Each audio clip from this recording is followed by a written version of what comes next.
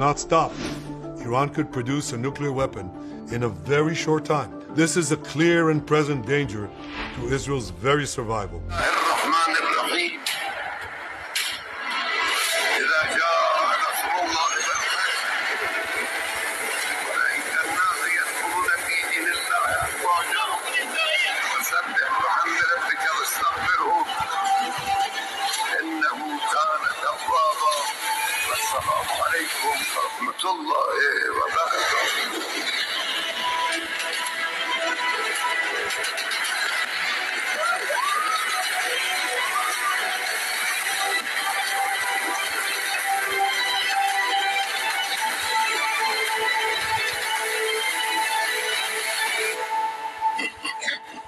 Iran पर हालिया दिनों में होने वाले हमलों के पीछे असल दिमाग किसका था? क्या वाकई यहाँ ईरान पर इसराइल हमला करना चाहता था? क्या वाकई इस हमले के पीछे इसराइल का हाथ है या इसका प्लान बनाने वाला कोई और ही है? ये देखने वाली बात होगी कि इसके पीछे कौन है। इस वीडियो को मुकम्मल देखने के लिए आप हमारे चैनल को सबसे पहले सब्सक्राइब कर लें, इस वीडियो को लाइक कर लें और इस वीडियो को आखिर तक लाजमी देखिएगा क्योंकि ये वीडियो बहुत ही दिलचस्प होने वाली है। Stay tuned with us.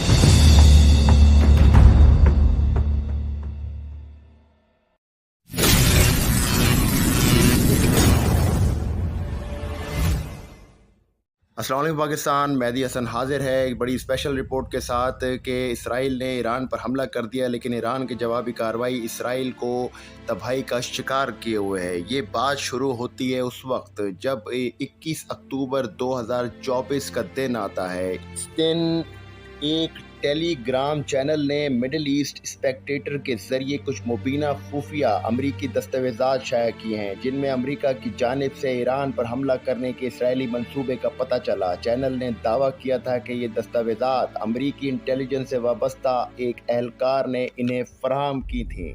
बस अमेरिका के ऐवान नुमाइंदगान में खलबली मच गई कि ये खुफिया दस्तावेज़ात जिस पर टॉप सीक्रेट लिखा था कैसे लीक हुई। इसकी तहकीकात के लिए जॉनसन जो कि उनके नुमाइंदगान थे उन्होंने तहकीकात का हुक्म भी दिया था, लेकिन बाद में इस तहकीकात का कुछ पता न चल सका।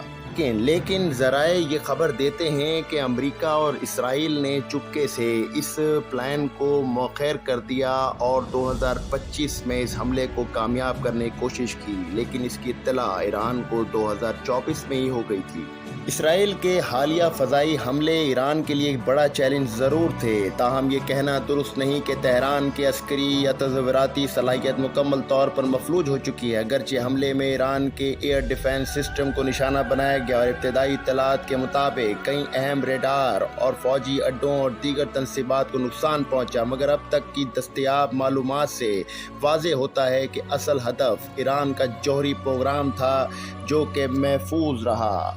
इसराइली दावों के बरक्स ईरानी जौहरी तनसीबात को कोई नुमाया नुकसान नहीं पहुंचा। सबसे बड़ी दलील यह है कि कहीं से भी ताबकारी के अखराजात की कोई इत्तलात मौसूल नहीं हुई। अगर वाकई हसास मराकज़ पर हमला कामयाब होता तो फौरी तौर पर आलमी सतह पर रेडिएशन अलार्म बज उठते। इससे साफ जाहिर है कि ईरान का जौहरी प्रोग्राम बसतूर महफूज हाथों में है। दिफाई तज्ज़ियाकारों के मुताबिक ईरान के पास इस वक्त भी 3000 से ज़ायद बैलिस्टिक और क्रूज़ मिसाइल काबिल इस्तेमाल हालत में मौजूद हैं, जिनमें खरमशेर, सजील, जुल्फ़िकार, अम्मात, खैबर और दीगर मिसाइल इसमें शामिल हैं। इसके अलावा ईरान के हज़ारों यानी कम लागत मगर मौसर ड्रोन्स جیسے شاہد 136 اور ابابیل بھی بھرپوری صلاحیت کے ساتھ موجود ہیں جو ایران کو کسی بھی وقت بھرپور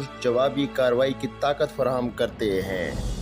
ماہرین کا کہنا ہے کہ اسرائیلی حملے کا ایک بڑا مقصد ایران کو اشتعال دلانا تھا۔ اطلاعات کے مطابق ایرانی فوجی قیادت نیوکلیئر سائنسدانوں اور جماعت سے وابستہ اہم شخصیات کو نشانہ بنانے کے لیے کی گئی کارروائیاں ایرانی سرزمین پر اسرائیلی انٹیلیجنس کی مدد سے انجام دی گئیں، جس میں بھارتی ایجنسی را بھی شامل تھی۔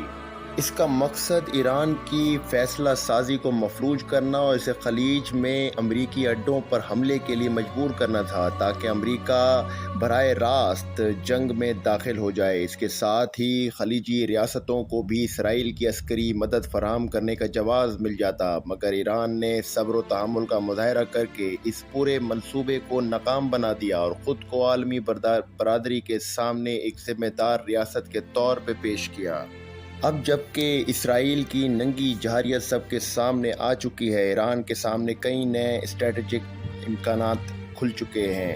جوہری پروگرام کی پیش رفت اور سب عالمی برادری اسرائیل کو ایران پر حملے سے روکنے میں ناکام رہی تو ایران خود کو عالمی معاہدوں کی پابندی سے آزاد سمجھ سکتا ہے۔ ممکنہ طور پر وہ IAEA کے معاہدے سے علیحدگی اختیار کر کے یورینیم کی افسردگی 90% تک لے جا سکتا ہے۔ سائبر وارفیئر ایران اسرائیلی بینکاری، ایوییشن اور دفاعی نیٹ ورکس کو سائبر حملوں کا نشانہ بنا سکتا ہے۔ ماضی میں بھی ایران نے اسرائیل کے واٹر پلانٹس اور اسٹاک ایکسچینج پر کامیاب حملے کیے ہیں۔ بحری جنگی حکمت عملی ایران اپنائے ہارمز، بحیرہ عرب اور بحیرہ ہند میں اسرائیل سے منسلک جہازوں کو نشانہ بنا سکتا ہے، اور اس حکمت عملی سے نہ صرف اسرائیل بلکہ مغربی معیشت پر بھی دباؤ بڑھایا جا سکتا ہے، جیسا کہ یمن کے حوثیوں کی حکمت عملی میں دیکھا گیا ہے۔ اعصابی جنگ اور تدریجی دباؤ اگر ایران فوری طور پر بڑے پیمانے پر رد عمل دینے کے بجائے ایک طویل اعصابی جنگ کی حکمت عملی اپناتا ہے تو اس کے اثرات اسرائیل پر شدید اور دیر پا ہو سکتے ہیں۔ وقفے وقفے سے ڈرون اور میزائل حملے اسرائیل کی سوسائٹی کو مسلسل عدم تحفظ کا شکار بنا سکتا ہے، جس سے معیشت، روزمرہ زندگی، بین الاقوامی پروازیں، کاروبار اور سیاحت سب شدید متاثر ہوں گے۔ جو یہاں پہ میزائل یا ڈرون حملے کو روکنے کے لیے آئرن ڈوم یا ڈیوڈ سلنگ جیسے مہنگے دفاعی نظام کو متحرک رکھنا پڑتا ہے، جو اسرائیلی معیشت پر بھاری بوجھ بنتا جا رہا ہے۔